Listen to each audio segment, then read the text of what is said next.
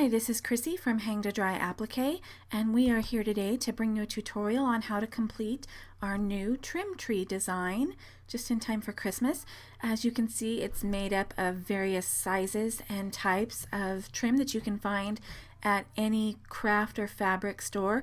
We did purchase all of the trim that we used at Hobby Lobby, so hopefully you have one of those in your area if you're wanting to complete yours to look exactly the same as ours. An important distinction here to make is that it's not important what type of trim you purchase. What is important is the width of the trim that you're purchasing. You want to be sure to use the same width of trim as we've used because these layers are stacked up pretty precisely. You are going to want the same widths in between your trim. So as you can see here, this is the breakdown of the size trim that you'll need for the 7.5 by 7.5 inch design. The smaller designs do take less layers, but we'll go through that in just a minute. So for this particular design, you can see we're going to start off right above the tree stump with the aqua blue layer, which is 7/8 inches wide. We use this great sequin aqua. It's like a ribbon, and again we found it just on the spool in the trim section of Hobby Lobby. The next level up from there you'll see is a white rickrack and lime rickrack layered together. The white is 1 inch wide, the lime green is 5/8 inches wide.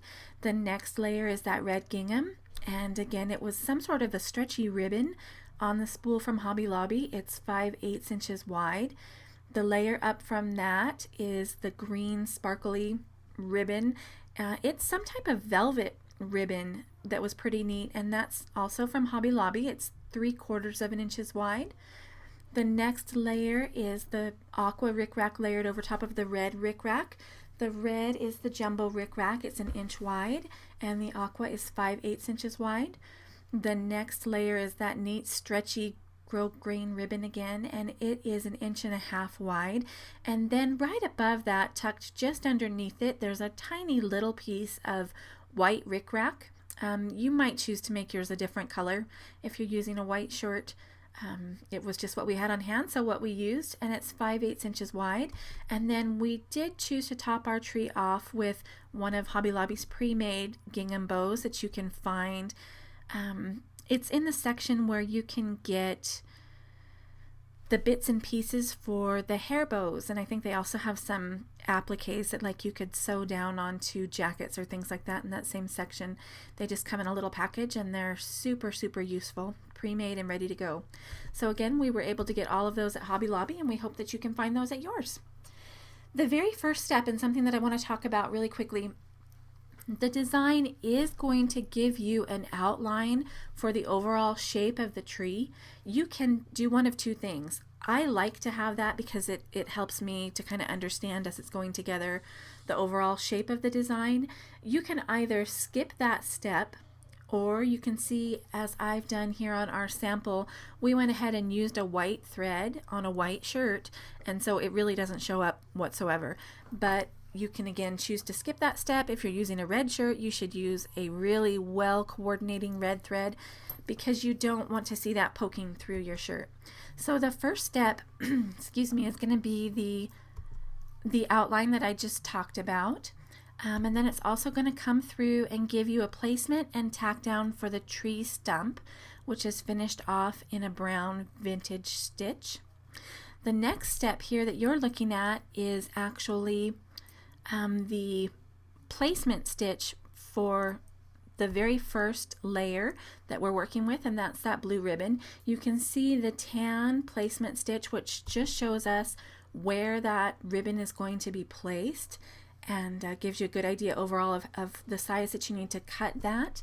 You do want to go ahead and cut it a little bit longer on each of the ends, because that's going to help you as we first of all finish off the ends. You want to be sure, if you're going to use, I call it a flamethrower, I think it's a barbecue lighter. It just sounds so much more dangerous and exciting when you call it a flamethrower. You're going to want to go ahead and finish any edges before you spray this with sticky spray, because sticky spray is flammable. and I'd be really, really sad if anybody managed to set their project on fire. So you want to be sure that you are finishing these edges if it requires it before you use the sticky spray, which we'll get to in just a minute. So this particular ribbon, this sequiny stuff, did not fray, so it didn't require any flame throwing or fray checking. We just sprayed it with the sticky spray like we were talking about all along the back side here. And then once that was done, you want to go ahead and turn in those edges and just stick it onto itself. Be sure that you're giving yourself plenty of room to tuck it under there, because when you return it to the machine is going to tack down those ends for you. So you want to be sure, without it being sloppy, that you've given it enough to really grab a hold of and grab onto there. Then from that point, you're going to want to go ahead and, if you need to, spray it again. Can never have too much sticky spray in my book, except for I tend to make a big mess out of it.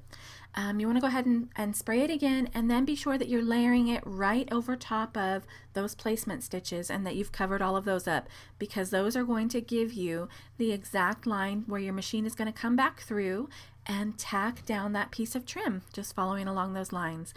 The next step was actually really quick, and you might not have seen it there. It is the placement stitch for the next layer of trim, which is our rickrack. On the rickrack, you are going to want to go ahead and singe those edges. There's that flamethrower. And then go ahead, sticky spray them, turn those ends under. You can see the ends underneath my rickrack there. Stick it over top of your placement line, and then you're going to want to go ahead and return that to the machine and let it tack down. The next layer is our grosgrain stretchy ribbon. It's just going to give you a single tack down and placement line, because, well, each one is separate, but it doesn't give you a box like it did on the previous ribbon. This stuff was thinner, and because the edges are ruffled, I didn't feel like I wanted those edges to be really secure. I wanted them to go ahead and be able to show the dimension of the ruffle. So I did not create a little box like we did on the aqua layer. It's just a straight line, because we want those edges to be up there waving in the wind. The next step is again one of these boxes for our ribbon, and you can see that tan was the placement stitch, and then the green is the tack down for this great ribbon that we found at Hobby Lobby. It's a velvet, and again, it didn't fray on me, so I didn't feel the need to finish the ends of this at all. I just sticky sprayed it, tucked the ends under, and then once that was done, I went ahead and returned it to the machine to go ahead and tack down. The next step is another double layer of rickrack. We use the red and the aqua rickrack, so it's going to give you the single line of placement stitch, and then you're going to go ahead, you're going to heat seal the edges of your rickrack.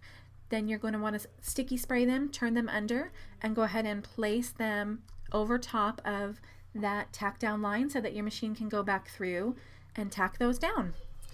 The next step, I managed to only take one photo of this, so you're going to have to just use your imagination here and know that it works out.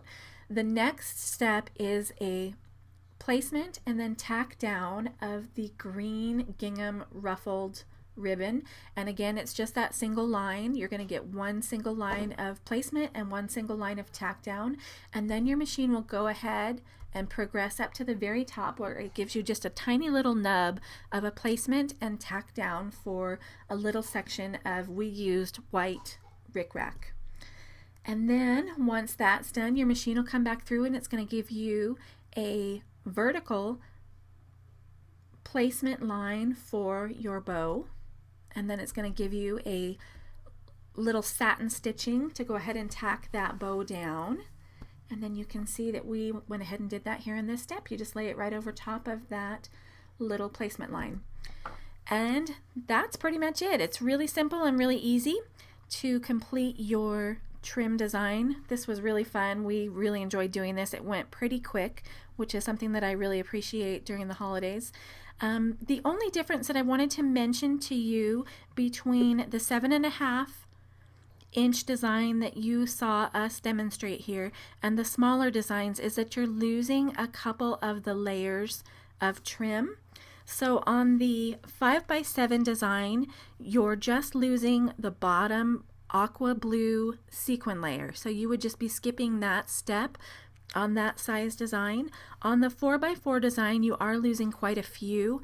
That design actually starts clear up at the red and aqua blue rickrack level and just goes up from there, but everything else is the same. So those smaller sizes are even quicker to stitch.